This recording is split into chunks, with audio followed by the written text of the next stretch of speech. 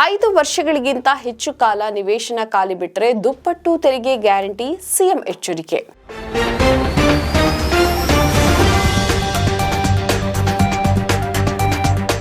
ಸುದ್ದಿಗಾರ ಈಗ ನಿಮ್ಮ ಕೇಬಲ್ ನೆಟ್ವರ್ಕ್ನಲ್ಲಿ. ಬಿಡಿಎ ಅಥವಾ ಪಾಲಿಕೆ ವತಿಯಿಂದ ಮಂಜೂರಾದ ನಿವೇಶನದಲ್ಲಿ ಮನೆ ನಿರ್ಮಿಸದೆ 5 ವರ್ಷಗಳಿಗಿಂತ ಹೆಚ್ಚು ಕಾಲ ಖಾಲಿ ಬಿಟ್ಟಿದ್ದರೆ ದುಪ್ಪಟ್ಟು ಆಸ್ತಿ ತೆರಿಗೆ ವಿಧಿಸುವುದು ಅಥವಾ ನಿವೇಶನವನ್ನೇ ಹಿಂಪಡೆಯುವಂತಹ ಕಠಿಣ ಕ್ರಮವನ್ನು ಜರುಗಿಸಲು ಚಿಂತನೆಯನ್ನ ನಡೆಸಿರುವುದಾಗಿ ಸಿಎಂ ಡಿಕೆ ಶಿವಕುಮಾರ್ ಹೇಳಿದ್ದಾರೆ. ರಾಜ್ಯ ಸರ್ಕಾರದ ಮಹತ್ವಾಕಾಂಕ್ಷೆಯ ತ್ಯಾಜ್ಯದಿಂದ ಸ್ವಾತಂತ್ರ್ಯ ಅಭಿಯಾನಕ್ಕೆ ಶನಿವಾರ ಬೆಂಗಳೂರಿನಲ್ಲಿ ಚಾಲನೆ ನೀಡಿದ ಬಳಿಕ ಮಾತನಾಡಿದವರು, ನಾಗರಿಕರಲ್ಲಿ ನಾಗರಿಕ ಪ್ರಜ್ಞೆ ಬೆಳೆಸುವ ಅಗತ್ಯವಿದೆ ಅಂತ ಒತ್ತಿ ಹೇಳಿದರು. ಖಾಲಿ ನಿವೇಶನಗಳಲ್ಲಿ ಗಿಡ ಬೆಳೆದು ತ್ಯಾಜ್ಯವನ್ನ ತುಂಬಿಕೊಂಡು ಅನೈರ್ಮಲ್ಯ ಹೆಚ್ಚಾಗುತ್ತಿದೆ. ಬಿಡಿಎ ಅಥವಾ ಪಾಲಿಕೆಯಿಂದ ನೀಡಲಾಗಿದ್ದ ನಿವೇಶನಗಳಲ್ಲಿ ಮನೆ ನಿರ್ಮಾಣಕ್ಕೆ ಬೇಕಾದ ದಾಖಲೆಗಳು ಹಾಗೂ ಬ್ಯಾಂಕ್ ಸಾಲ ಸೌಲಭ್ಯಗಳು ಲಭ್ಯ ಇವೆ. ಆದರೂ ಕೆಲವರು ನಿವೇಶನ ಖಾಲಿ ಬಿಟ್ಟಿದ್ದಾರೆ. ಬಹುಶಃ ದೊಡ್ಡ ಮನೆ ಕಟ್ಟುವ ಆಲೋಚನೆ ಕೂಡ ಇರಬಹುದು. ಅದಕ್ಕಾಗಿ ಮುಂದಿನ ದಿನಗಳಲ್ಲಿ ಯೋಜನೆಯನ್ನ ರೂಪಿಸಿಕೊಳ್ಳಿ. ಸದ್ಯಕ್ಕೆ ನಿವೇಶನ ಖಾಲಿ ಬಿಡದೆ ಮನೆ ನಿರ್ಮಿಸಿಕೊಳ್ಳಿ ಅಂತ ಹೇಳಿದ್ರು. ಬೆಂಗಳೂರು ಸರ್ಕಾರದ ಆಸ್ತಿಯಲ್ಲ, ಜನರ ಸ್ವತ್ತು. ನಗರದ ಸ್ವಚ್ಛತೆ ಕಾಪಾಡುವುದು ಪ್ರತಿಯೊಬ್ಬ ನಾಗರಿಕನ ಜವಾಬ್ದಾರಿಯಾಗಿದೆ. ನಗರದ ರಸ್ತೆ ಬದಿಗಳು, ಖಾಲಿ ಜಾಗಗಳು, ಸಾರ್ವಜನಿಕ ಸ್ಥಳಗಳಲ್ಲಿ ಖಾಸಗಿ ವಾಹನಗಳ ಮೂಲಕ ಕಟ್ಟಡ ತ್ಯಾಜ್ಯವನ್ನು ಅಕ್ರಮವಾಗಿ ಸುರಿಯುವವರ ವಿರುದ್ಧ ಕಠಿಣ ಕ್ರಮ ಕೈಗೊಳ್ಳುವುದಾಗಿ ಎಚ್ಚರಿಕೆಯನ್ನ ಕೊಟ್ಟರು.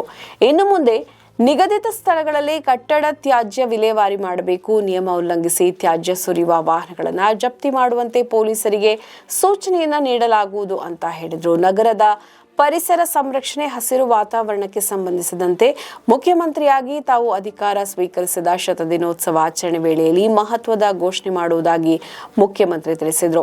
ಶಿವಾಜಿನಗರದಲ್ಲಿ ಪಾಲಿಕೆ ಅಧಿಕಾರಿಗಳ ಮೇಲೆ ನಡೆದ ಹಲ್ಲೆ ಪ್ರಕರಣ ಪ್ರಸ್ತಾಪಿಸಿದ ಅವರು, ಇದು ಅಧಿಕಾರಿಗಳ ಮೇಲಷ್ಟೇ ನಡೆದ ದಾಳಿಯಲ್ಲ, ಸರ್ಕಾರದ ಮೇಲಿನ ದಾಳಿ ಅಂತ ಭಾವಿಸಲಾಗುತ್ತೆ. ಇಂತಹ ಗೂಂಡಾಗಿರಿಯನ್ನು ಯಾವುದೇ ಕಾರಣಕ್ಕೂ ಸಹಿಸುವುದಿಲ್ಲ. ಅಧಿಕಾರಿಗಳು ಧೈರ್ಯವಾಗಿ ತಮ್ಮ ಕರ್ತವ್ಯವನ್ನ ನಿರ್ವಹಿಸಬೇಕು. ಬೆಂಗಳೂರು ಅಭಿವೃದ್ಧಿ ಕುರಿತು ಅನೇಕ ಟೀಕೆಗಳು ಕೇಳಿ ಬರ್ತಾ ಇದೆ, ಆದರೆ ಕೆಲಸ ಮಾಡಿದರೆ ಅವು ಸಾಯುತ್ತವೆ ಅಂತ ಹೇಳಿದ್ರು. ಫುಟ್ಪಾತ್ ವ್ಯಾಪಾರಿಗಳು ಜೀವನವನ್ನ ನಡೆಸಬೇಕು, ಆದರೆ ಸಾರ್ವಜನಿಕ ಸಂಚಾರಕ್ಕೆ ಅಡ್ಡಿಯಾಗದಂತೆ ವ್ಯಾಪಾರಕ್ಕೆ ಪ್ರತ್ಯೇಕ ಸ್ಥಳಗಳನ್ನ ಗುರುತಿಸಿ ವ್ಯವಸ್ಥೆಯನ್ನ ಕಲ್ಪಿಸಲಾಗುತ್ತೆ ಅಂತ ಹೇಳಿದ್ರು.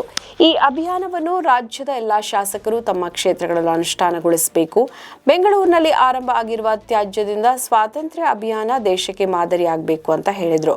ಮುಖ್ಯಮಂತ್ರಿ ಅವರ ಸೂಚನೆಯಂತೆ ಆಗಸ್ಟ್ ತಿಂಗಳನ್ನು ತ್ಯಾಜ್ಯದಿಂದ ಸ್ವಾತಂತ್ರ್ಯ ಅಭಿಯಾನವಾಗಿ ಆಚರಿಸಲಾಗುತ್ತೆ.